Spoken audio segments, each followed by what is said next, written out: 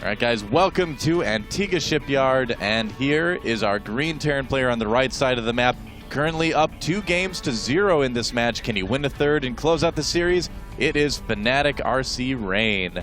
And over on the left side of the map, in the red, from the team Evil Geniuses, fighting for his life here in the Tournament of Champions, it is PuMa. Alright, TBT action on Antiga Shipyard. Certainly a fun map for TBT. A lot of it relies around positioning here in the middle of the map and can create some pretty dynamic battles there. I always like the way that positioning TBT plays out here. Well, this is a great map for Banshees as well, you know, so I would think we have a good chance of seeing that in the early game here too. But, you know, are they playing on the correct version of the map? Yes. Okay, they are. So no gold bases. So that middle base won't be quite as much of a priority as it is sometimes. But, you know, as we see a player on this map try to take their fourth base, we could see that being the fourth base that they choose to take, just because in TBT, it's nice to have things kind of condensed a little bit more. You have a smaller area to defend, especially if you're going mech. So we'll have to kind of see what these players choose to do. Pretty normal openings so far from both of these guys. Nothing too weird yet. And we'll see what they opt to do after this. Of course, that's the way kind of game number one started, actually. Speaking of that, Rain taking his gas on normal time. It's exactly the way game number one opened, and then he decided to proxy a factory afterwards, sending out his first scouting SCV. Now, we'll see what he ends up doing with that. PuMa decides to get gas on pretty normal time as well, but no gas first for either of these players.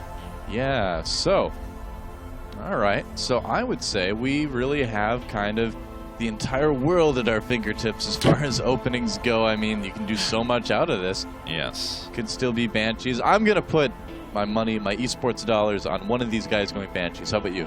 All right. Well, you know what?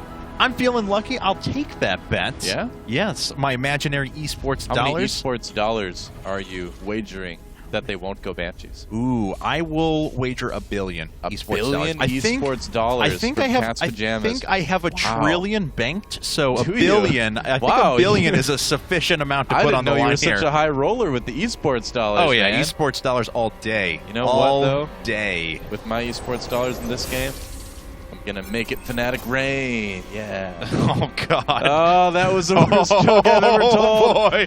Oh no.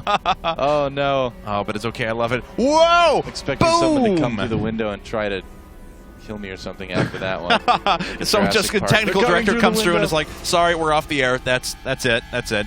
We are actually going to see a Banshee, though, it looks like, because PuMa's putting his factory into place. That's gonna it's at least accessible from a scan. Esports dollars richer after this game. I think you are. I'm going to be at 999 billion. You know, this is really cool though, because we are going to get to see probably what Rain was planning on doing game one. Yes. Here. And I still hope it's going to be a proxy Thor rush. There is a space next to that factory where an add-on can be put down, I believe, and it is a tech lab. And is another barracks. I think we're going to see a proxy Thor rush.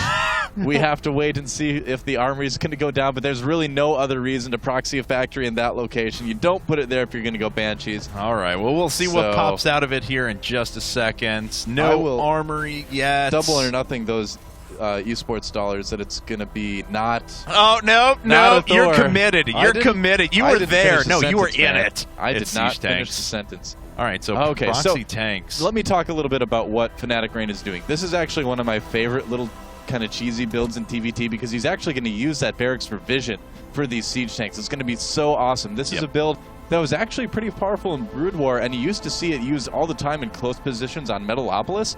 Believe it or not, way back when that existed. So this is going to be a really, really tough build for PuMa to stop. Now, he is going Cloak Banshees, which is probably one of the best things you can actually do against this. So it's just going to come down a lot to control here. This is reminiscent of the things that MMA did against MVP in the October GSL finals as well. True. So we'll see what ends up popping out here.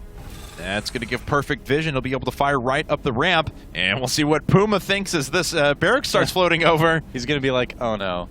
Oh no, there's siege tanks back there, aren't there? And he's right, there are siege tanks. Oh, and an engineering bay being gotten by Rain as well, so he may be able to get turrets up just in time here. Oh, there was actually a tech lab being put on the low ground, and looks like he's going right after the reactor. Already forces a cancel, going to bust through the supply depot here in just a second. Siege mode is already finished, and FnaticRC.Rain is going to land his barracks on the high ground now. Banshee making its way over, but it's not cloaked yet. And he's making a turret there underneath the barracks. Is it going to finish? It'll be huge if that turret finishes. Oh my god. Oh, it's getting closer. The Marines are dead. There's only one left. The turret finishes though. Oh, and he gets the Banshee. The Banshee goes down. Wow. A second is coming out right now. What a crazy push out of Rain. This is working so well. Well, the addition of that missile turret just makes this unbeatable in this particular case. There is literally, I don't think there's anything PuMa can do at this point. He can't. I mean, what is he going to be able to make that can attack that position? I have no idea. Certainly not those Banshees. The Banshees, they may be able to cut off reinforcements, though. That's not too bad. That's going to cause Rain to actually pause and wonder for a couple of seconds. That's the thing, though. I mean, does Rain even need reinforcements at this point? He's going to be able to hit the command center. He can make Marines out of that barracks, even though he's shooting the barracks with tanks sitting in that supply depot, but wow. He lifts up the barracks. That's so awesome. A few Marines making their way over to try and drive off this Banshee, but already a huge amount of economic damage has been done. Of course, critically, the Banshees have not gone after Rain's side of the map either. Now, here's the thing, though. PuMa does have a siege tank. He is getting siege mode as well. And if he can get maybe a Viking out or something like that? Or no, are there already Vikings being produced by Rain? Yes, there's one. Okay, yeah. So he does, if he has Vikings out, then it should be pretty tough, I think, for PuMa to stop this. We'll have to see here, because that's the thing. I mean, like, with the Banshees giving vision to the siege tanks, but even then, you know, the turrets are there. It's tough to do that. PuMa's entire base just kind of shoved back in the corner of his main here. I think PuMa's going to get 3-0'd. I mean, what does he do right now? He's in one of the most difficult situations you could ever think of even being in TVT. That's for sure. Yeah. Loses the Banshee. That is just a nail in the coffin here. Another Banshee comes out, and he's just going to need to be so careful here. He can actually hit the turrets, but you know, I feel like Rain could almost just move right up there. I think that's when the Viking gets there. We'll see if he does that. Oh, he is going after the Banshee. Manages to get a couple of hits. Still within the turret fire, the turret range every once in a while. The Banshee! Oh, and he doesn't quite get it. The Marines, though, for PuMa taking some damage here. So such a tense situation. But yeah, I mean, another command center coming up for Rain. Even if this gets pushed back, Rain is so far ahead right now. All right, well, let's see. Rain just making his way up with more siege tanks being produced out of that proxy factory. The Viking lands. So cute, doing a little bit of damage there, at least drawing the tank away for a little while. PuMa's just done no mining. None. So he has literally nothing to reinforce his position. He moves all of his SCVs forward directly into 4 siege tanks. Yeah, and that's not going to last here. Target firing from Rain on the 1 siege tank. Last of the SCVs unsieging. They don't even need to be sieged up. GG. And